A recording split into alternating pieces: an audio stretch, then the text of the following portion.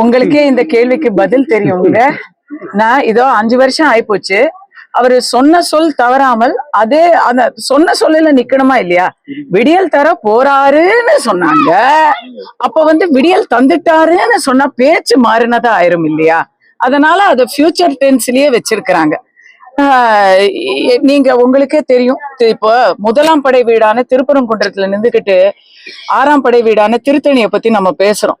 திருத்தணியில back to back ஒரு நாள் ஒரு பாவம் வாயில்லாதவர்கள்னு சொல்லணும், புலம்பெயர் தொழிலாளர்களுக்கு எல்லாம் நம்ம மொழி தெரியல, அவங்க ஏதோ அவங்க ஒரு மனிதர்களா இருப்பாங்கன்னு நினைச்சு ஆரம்பிச்சா அவங்க கழுத்துல வச்ச கத்திய அவங்க மேலேயே வச்சு வெட்டுறது. அத நம்ம பேச கூட நம்மளுக்கு பதறுது.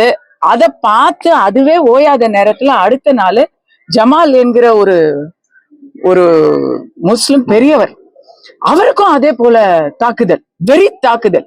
அப்ப ஜாதி, மதம், மனிதம் எல்லாத்தையும் கடந்து என்ன இருக்குன்னு பார்த்தா போதை தான் இருக்கு தமிழ்நாட்டுல.